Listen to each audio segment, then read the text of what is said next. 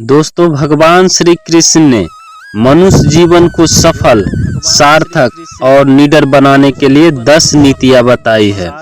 इस नीतियां पे चल के आपको सफल होने से कोई नहीं रोक सकता, ना ही कोई कभी आपको हरा सकता है।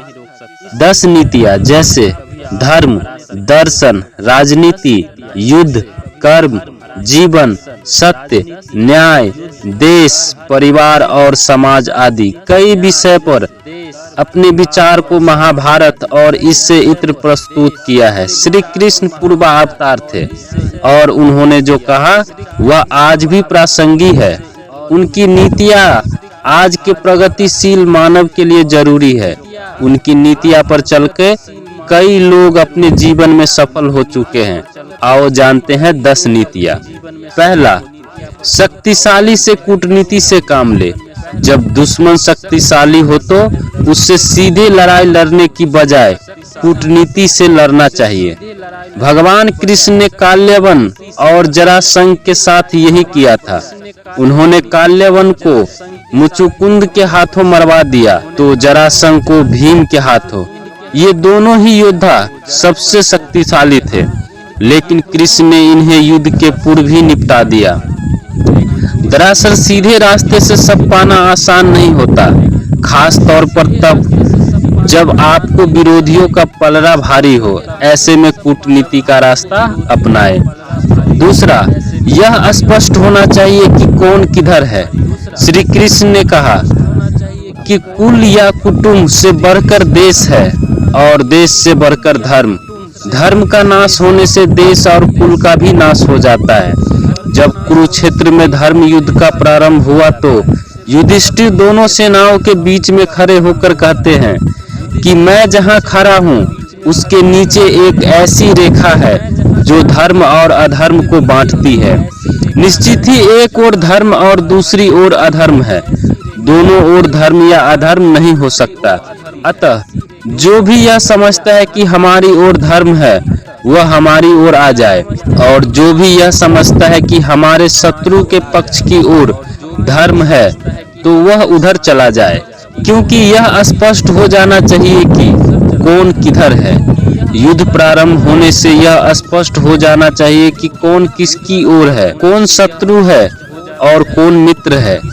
इससे युद्ध में किसी भी प्रकार की गफलता नहीं होती है। लेकिन फिर भी यह देखा गया कि ऐसे कई योद्धा थे जो विरोधी खेमे में होकर भी भीतर घात का काम करते थे।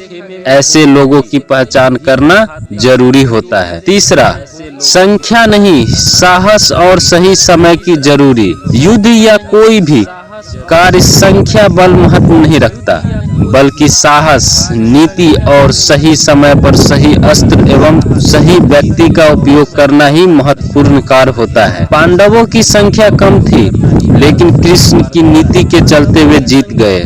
उन्होंने घटोत्कच को युद्ध में तब उतारा जब उसकी जरूरत थी। उसकी बलिदान व्यर्थ नहीं गया। उसके कारण ही कर्ण को अपना अचूक अस्त्र अमोघास्त्र चलाना पड़ा, जिससे वह अर्जुन पर चलाना चाहता था। चौथा, संधि या समझौता तब तक नहीं मानना चाहिए। भीष्म पितामह ने युद्ध के कुछ नियम बनाए थे। श्री कृष्ण ने युद्ध के नियमों का तब तक पालन किया जब तक कि अभिमन्यु को चक्रव्यूह में फंसाकर उसे युद्ध के नियमों के विरुद्ध निर्ममता से मार नहीं दिया गया। अभिमन्यु श्री कृष्ण का भांजा था। श्री कृष्ण ने तभी तय कर लिया था कि अब युद्ध में किसी भी प्रकार के नियमों को नहीं मानना है। इससे यह सिद्ध हुआ कि कोई भी वचन, संधि या समझौता अटल नहीं होता। यदि उससे राष्ट्र का, धर्म का, सत्य का, जीवन का अहित हो रहा हो तो उसे तोड़ देना ही चाहिए। भगवान श्री कृष्ण ने अस्त्र न उठाने की अपनी प्रतिज्ञा भी तोड़कर धर्म की रक्षा की थी। पांचवा, युद्ध के जोश में ज्ञान जरूरी है। इस भयंकर युद्ध के बीच भी श्री कृष्ण ने गीता का ज्ञान दिया। यह सबसे अद्भुत था। कहने का तात्पर्य यह है कि भले ही जीवन के किसी भी मोड़ पर व्यक्ति युद्ध लड़ रहा हो, लेकिन उसे ज्ञान, सत्संग और प्रवचन को सुनते रहना चाहिए। यह मोटिवेशन के लिए जरूरी है। इससे व्यक्ति को अपने मूल लक्ष्य का ध्यान रहता है। छठा, युद्ध की योजना जरूरी है। भगवान श्री कृष्ण ने जिस तरह युद्ध को अच्छे से मैनेज किया था, उसी तरह उन्होंने अपने संपूर्ण जीवन को भी मैनेज किया था। उन्होंने हर एक प्लान मैनेज किया था। यह संभव हुआ अनुशासन में जीने, व्यर्थ चिंता न करने, योजना बनाने और भविष्य की बजाय वर्तमान पर ध्यान केंद्रित करने से। मतलब यह है कि आपके पास 5, 10 या 15 साल का कोई प्लान नहीं है तो आपकी सफलता की गारंटी नहीं हो सकती। युद्ध में मृत सैनिक का दाह संस्कार, घायलों का इलाज, लाखों सैनिकों की भोजन का व्यवस्था और सभी सैनिकों के हथियार की आपूर्ति का इंतजाम बड़ी ही कुशलता से किया गया था। आपको यह जानकर आश्चर्य होगा कि यह सभी कार्य श्री कृष्ण की देखरेख और उनकी नीतियां के तहत ही होता है। 7वां, अधर्मी को मारते वक्त सोचना नहीं। जब आपको दुश्मन को मारने का मौका मिल रहा है तो उसे तुरंत ही मार दो।